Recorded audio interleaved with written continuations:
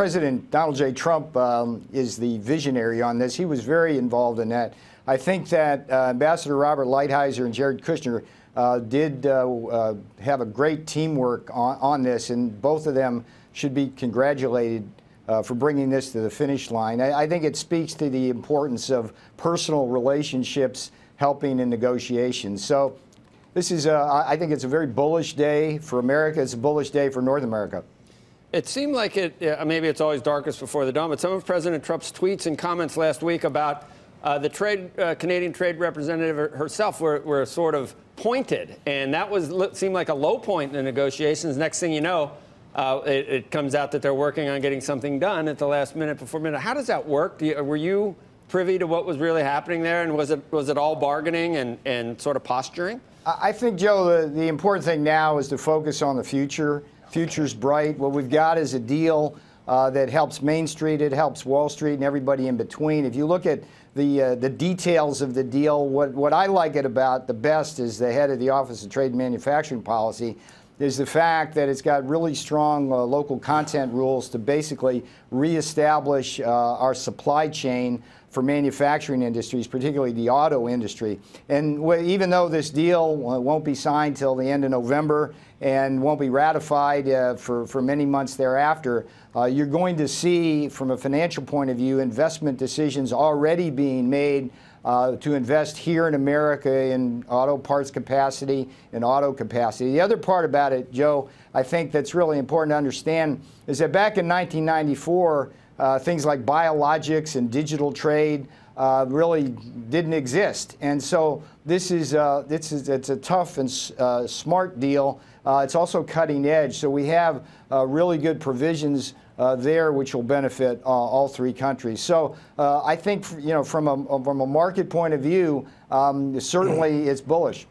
What was the last-minute changes or concessions on either side? Do you know what actually happened to get here? I can shed a little bit of light on that. Basically, the deal in place, the big pieces of the deal were in place when the Mexico deal was signed. There was a disagreement over dairy. There was a disagreement over this thing called Chapter 19, which is a dispute resolution mechanism that the Canadians really favored. So basically, at the end of the day, we got much more access for dairy, and Canada is going to have their Chapter 19. And it's all good because at the end of the day, the bigger pieces of this, Joe, this is a $1.2 trillion deal. That's the annual trade. It's literally the largest trade deal in history. And that's what, again, I think that's what we need to focus on. It went up to the 11th hour, and yeah, but what, I mean, now we're here this morning, the futures are up, and it's all good. You give any credit to Mexico and saying, come on, Canada, let's do this? So interesting you say that. I think the current president, the incoming president, and one of my favorites on the Mexican team, Luis Videgaray, played a very important role in terms of moving everything along again with Ambassador Robert Lighthizer and Jared Kushner. A lot of this stuff happens kind of in the dry negotiations, but a lot of it's interpersonal. And so, I mean, this is a ratification of President Donald J. Trump's tough, smart approach to trade deals. And remember, Joe, this isn't a one-off thing. I mean, just last week at UNGA at the United Nations, the president signed the South Korean deal. Amazing. We entered into negotiations now on fast track with Japan. There was an announcement there. And interestingly enough, there was a trilateral announcement by Japan, the EU, and the U.S. basically condemning China's forced technology transfer and non-market activity. So on all cylinders, the Trump machine's hitting. And I'll tell you what, I mean, this president is quietly putting together the greatest performance on the economy and trade of any president in history. Peter, does striking this deal give the administration more of a mandate to keep its hardline stance when it comes to trade negotiations with China? Should we extrapolate this and say, you know what, the U.S. is less likely to back down because of this win with Mexico and Canada? I don't think anybody in the world thinks this president is going to back down on anything. The China problem, and it's a big problem, is simply at the intellectual property and technology level, is that they steal our stuff, they force the technology transfer, they evade our export controls, and once they use all their unfair trade practices to gain a huge trade surplus, they bring those bags of money over and come over and buy up places like Silicon Valley. And guess what? There's broad consensus now across the aisle from Democrats to Republicans that China cheats.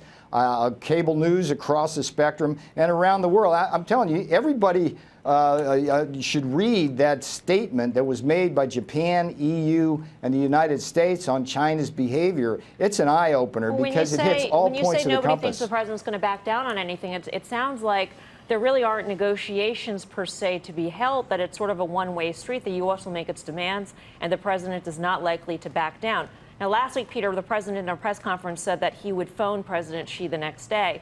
Can you give us an update as to where that stands and whether or not the Chinese are willing to engage in negotiations at this point when they don't perceive this to be good faith negotiations?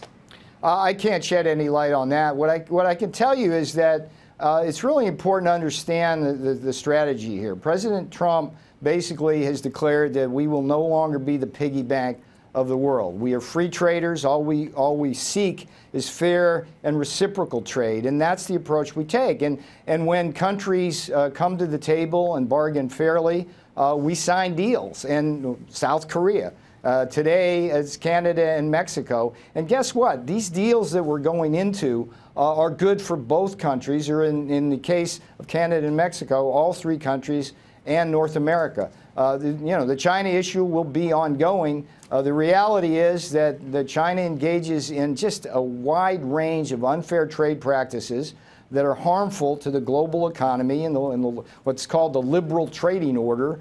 And something's got to change there, because structurally, if this global economy is going to go into its faster gear over the next decade, we really have to fundamentally change the way China relates to everybody.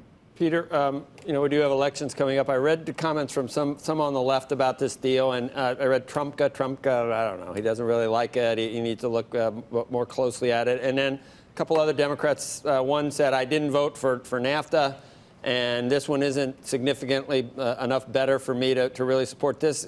After the election, nobody knows what Congress is going to look like, obviously, but do you think this has a really good chance of being ratified? There's not going to be any problems there? Because, I don't know, the left likes free trade or doesn't like it.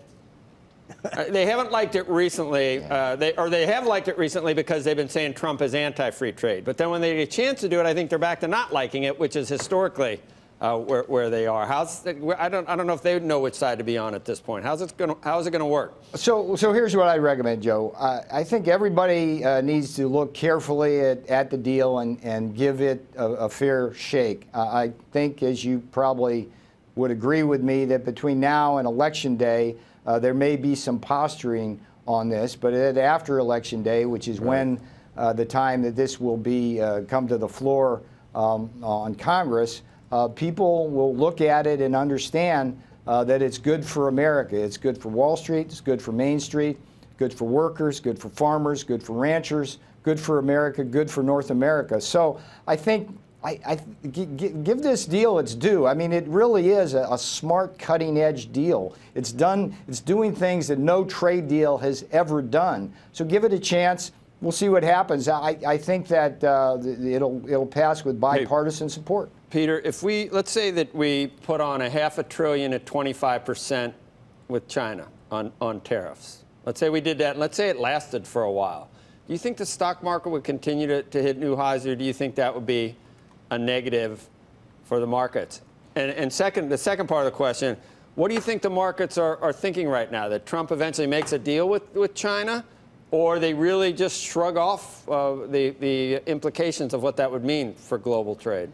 So that's a great question, Joe. $500 billion, the way you phrase it, of tariffs, it's a big number, but it's a very small part of overall trade and the overall macro economy. And I think from Wall Street's point of view, looking at this, I think Wall Street understands that the last 15 years of China's bad behavior in terms of stealing intellectual property, dumping products on the market, putting companies out of business. Like, I mean, GE, for example. I mean, GE has been a victim over the last 15 years of the kind of predation that China has engaged in. And so I think Wall Street's going to look at all this and say, this is good for America in terms of having China being held accountable. And they are. I mean, look, they're sloughing it off because it's a big number, but a small part of the overall economy. And this, by the way, Joe, this economy is doing great. I mean, it's unbelievably strong right now. As we go into the holidays, every American that wants a job can get a job, and wages are rising. I mean, you can't get better than that. Mr. Navarro, this is Walter Isaacson. I was wondering if an agreement that you now have with Mexico and Canada, you can enlist them and other countries for a more united front as to negotiate with China. Great question, sir. Last week, I think the statement that was sent out by Japan and Europe is a template just for the kind of multilateral allied cooperation against China that we need right now. And I think a lot of the motivation for this particular deal, the new NAFTA, because there's the new USMCA, Mexico's supply chain was getting harmed by Chinese dumping, and certainly the U.S.